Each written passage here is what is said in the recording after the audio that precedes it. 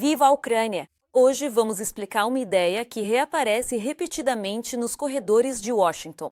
A proposta para pôr fim à guerra entre a Rússia e a Ucrânia, replicando o modelo coreano. Bem-vindo a um novo formato de vídeos explicativos chamado Sem Filtros. Meu nome é Darina Tchenko. Vejamos. Zonas de amortecimento para dividir a Ucrânia, a Rússia invade e o mundo assiste. Paz ou armadilha mortal para a Ucrânia? Segundo vazamentos e análises recentes, essa ideia voltou a circular nas conversas entre as delegações dos Estados Unidos e da Ucrânia, e talvez em contatos indiretos entre Estados Unidos e Rússia. Mas essa suposta nova proposta não tem nada de nova. É uma velha receita fracassada que não entende nem a origem nem a natureza desta guerra. Hoje eu vou te contar o porquê. Mas antes de começar, inscreva-se no nosso canal ou a TV Espanhol e participe nos comentários abaixo do vídeo. O que propõe os Estados Unidos? Segundo os vazamentos mencionados pelo Washington Post, a proposta que circula entre alguns setores de Washington consiste em redesenhar o mapa de segurança da Ucrânia por meio da criação de duas amplas faixas de separação que seguiriam a linha de frente, como está hoje. No papel, ambas zonas funcionariam como uma espécie de colchão para impedir uma ofensiva imediata. Mas quando se analisam os detalhes, o plano é profundamente problemático. A primeira zona seria completamente desmilitarizada. Nada de artilharia, nada de sistemas antiaéreos, nada de armas leves. Em outras palavras, um território sem capacidade defensiva e sem possibilidade de reagir diante de uma agressão. A segunda zona permitiria apenas a presença de armamento leve, com a proibição total de qualquer arma pesada, segundo um corredor híbrido tecnicamente protegido, mas sem força real para deter um avanço. E aqui aparece o elemento mais polêmico. As duas zonas estariam integralmente dentro do território soberano da Ucrânia, sem que a Rússia entregasse nenhum metro das áreas ocupadas. Esse desenho coincide perigosamente com a fantasia geopolítica de Putin de criar zonas tampão na costa da Ucrânia, não entre a Rússia e a Ucrânia, mas dentro do próprio Estado ucraniano. Ou seja, não se trata de separar a Rússia da Ucrânia, mas de separar a Ucrânia de si mesma, criando um muro intenso que congelaria a ocupação russa sob uma nova forma legalizada. Tudo isso também é, em grande parte, a ideia das zonas de amortecimento. Só que não entre o território principal, por assim dizer, da Federação Russa e o território da Ucrânia, mas entre o território ocupado pela Rússia e o território controlado pelo governo legítimo da Ucrânia. São duas ideias desse tipo que agora estão sendo propostas para discussão. Como deve terminar a guerra russo-ucraniana? Quem controlaria essas zonas? Assim que essa proposta é apresentada, surge imediatamente a pergunta-chave: quem vigiaria, administraria ou supervisionaria essas zonas desmilitarizadas? Os defensores do plano costumam invocar o precedente da Coreia, onde existe uma faixa desmilitarizada, vigiada por militares de ambos os lados e com forte supervisão internacional. Mas a comparação desmorona em segundos.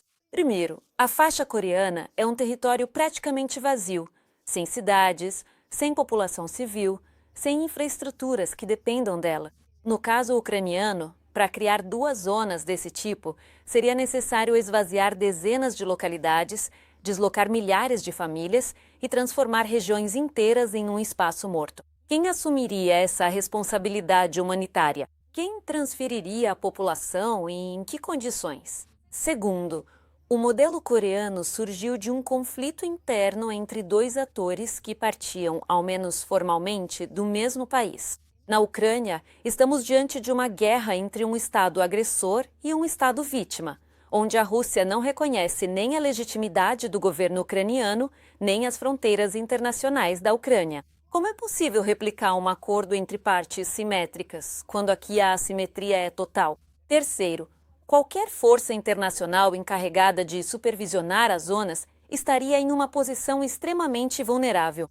Estaria localizada em território ucraniano, dependendo da boa vontade da Rússia para não atacar e da paciência da Ucrânia para não ver esse deslocamento como um obstáculo à sua própria defesa. É uma fórmula que não satisfaz ninguém. E o mais grave, ao desmilitarizar um amplo corredor de cidades, vilarejos e regiões, a Ucrânia perderia a capacidade de proteger sua própria população, deixando-a à mercê de uma Rússia que já demonstrou repetidas vezes que não respeita acordos nem linhas vermelhas. O erro da comparação com a Coreia. Aqui chegamos ao cerne do problema. A comparação entre Coreia e Ucrânia é, na melhor das hipóteses, um espelhismo político. Na pior, uma manipulação perigosa. A Guerra da Coreia foi, ao menos formalmente, um conflito interno, uma luta entre dois projetos políticos dentro do mesmo país, dividido após a Segunda Guerra Mundial. Ambos os estados coreanos surgiram do mesmo território, com populações misturadas, famílias divididas e uma aspiração comum, embora contraditória, a reunificação. Nada disso se parece com a guerra na Ucrânia. A Ucrânia não vive um conflito interno. Não existem dois governos ucranianos, nem duas Ucrânias diferentes lutando entre si. O que existe é um Estado soberano, reconhecido internacionalmente, atacado por um vizinho imperial que nega sua existência.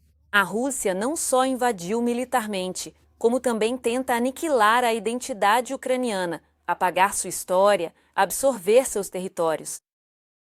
Entre nós e os russos, não se trata de um conflito civil, mas sim de um conflito entre estados, o que indica uma violação do direito internacional por uma das partes que ocupou o território da outra, algo que não ocorreu no caso da Coreia. E uma pergunta muito pertinente sempre surge: qual seria a solução futura na situação de uma zona tampão? Vocês entendem? Se criarmos uma zona tampão, estaremos reconhecendo o controle da Rússia sobre territórios ucranianos. Na prática, estamos criando essa zona tampão entre os territórios ocupados e a própria Ucrânia, em solo ucraniano. Ao mesmo tempo, internacionalmente, esses territórios ocupados pela Rússia continuam sendo considerados territórios da Ucrânia, enquanto a Rússia segue considerando-os como seus. Além disso, acredita que do outro lado da zona tampão existem territórios que deveriam ser parte constitucional da Federação Russa e que estão apenas ocupados pelos ucranianos. O paralelo com a Coreia é um recurso conveniente para alguns diplomatas americanos, mas esconde completamente o verdadeiro objetivo da Rússia. Ela não quer uma fronteira estável, quer subjugar a Ucrânia. Impor um modelo coreano só funcionaria se ambas as partes assumissem que o conflito ficou congelado, estável e aceito. Mas a Rússia não aceita uma Ucrânia independente e a Ucrânia não aceita entregar seu território. A comparação não é apenas imprecisa, é perigosamente irresponsável. O que aconteceria na prática? Vamos imaginar por um momento que a Ucrânia aceitasse esse plano. Reconhecimento implícito da ocupação. Em primeiro lugar, estaria reconhecendo que a Rússia pode manter o controle de territórios conquistados pela força. Não seria um reconhecimento formal, legalmente, mas sim um fato consumado no terreno de Moscou. Seria usado no futuro como argumento diplomático e propagandístico. Restrições permanentes para a Ucrânia. Essas zonas desmilitarizadas, ambas dentro das fronteiras ucranianas, impediriam a Ucrânia de se defender, sem armas pesadas na segunda zona, sem armas nenhuma na primeira, sem direito de reforçar essas áreas em caso de ataque. Enquanto isso, a Rússia permaneceria totalmente armada do outro lado, pronta para atacar quando considerar oportuno. Esvaziamento humano e social. A aplicação do modelo exigiria o despejo de áreas inteiras onde hoje vivem milhões de ucranianos. Seria preciso tirar as famílias de suas casas, fechar escolas, hospitais, comércios, transformar cidades vivas em zonas cinzentas, sem instituições nem proteção. Quem pagaria por esse colapso humano? Quem assumiria a responsabilidade por cidades fantasmas dentro do próprio país? Incentivo para uma nova ofensiva russa. Se a Rússia mantém seu exército intacto e a Ucrânia fica limitada, a consequência é óbvia. O plano não acaba com a guerra, apenas a adia. Além disso, a Rússia continuaria proclamando que tudo que está do outro lado da linha, inclusive cidades ucranianas importantes, faz parte do seu território constitucional, ou seja, um convite aberto para exigir ainda mais. Zaporíjia, por exemplo, ficaria desprotegida diante de um exército russo com artilharia e tanques a poucos quilômetros. Um suicídio estratégico.